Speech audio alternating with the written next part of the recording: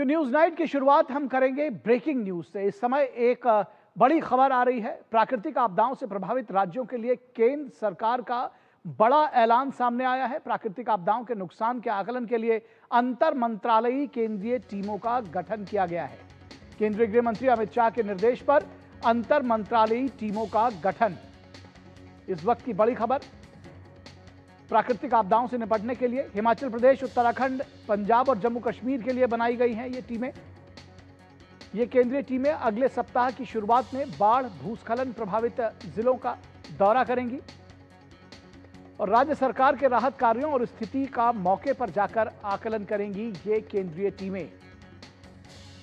केंद्र सरकार प्राकृतिक आपदाओं से प्रभावित राज्यों के साथ कंधे से कंधा मिलाकर खड़ी हुई है। हर तरह की राहत सामग्री सहायता दे रही है राज्य सरकार और अब केंद्रीय टीमें बनाई हैं इस नुकसान का आकलन करने के लिए। प्राकृतिक आपदाओं से प्रभावित राज्यों के लिए केंद्र का बड़ा ऐलान सामने आया है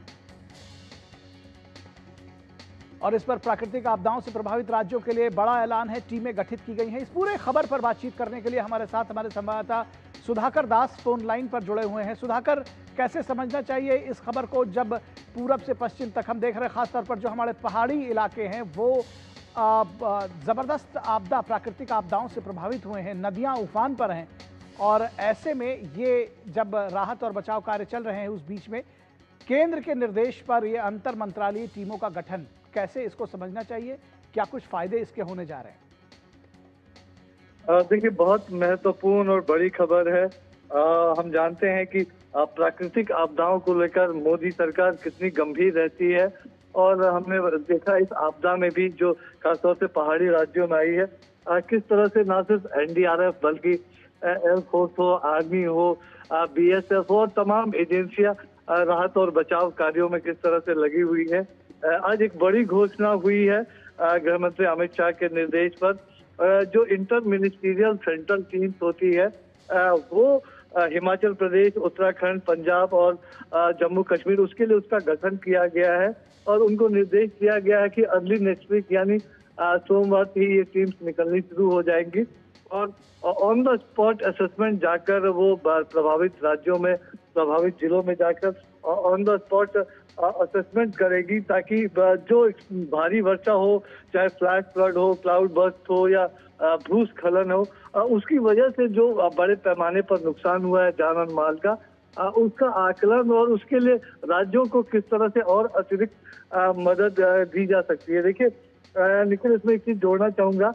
हिमाचल के लिए एक इंटर मिनिस्ट्रियल सेंट्रल टीम पहले ही जा चुकी है, मल्टी सेक्टोरल टीम ने भी वहां का विजिट किया हुआ है, लेकिन ये फिर से ये टीम्स जा रही है।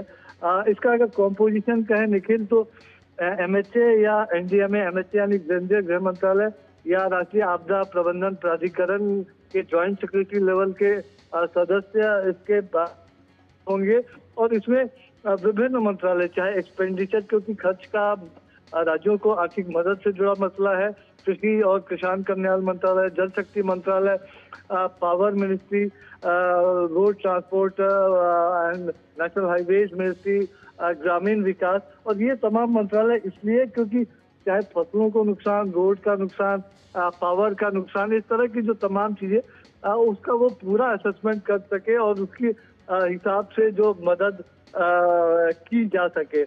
हम जानते हैं निखिल, इस साल ऑलरेडी जो सरकार ने एसडीआरएफ के तहत जो स्टेट डिजास्टर रिस्पांस फंड होता है, 24 राज्यों को करीब 10,500 करोड़ रुपए की राशि दे चुकी है केंद्र सरकार। और हम जानते हैं कि लगातार चाहे प्रधानमंत्री नरेंद्र मोदी हो, चाहे गृह मंत्री अमित शाह हो, वो लगातार राज्यों से बात करके और उनकी जो इस वक्त जरूरत है, लेकिन उस बाढ़ के बाद तुरंत और क्या जरूरत हो सकती है, उस हिसाब से ये इंटर मिनिस्ट्रियल सेंट्रल टीम के रिपोर्ट के बाद वो मदद भी भेजी जाएगी।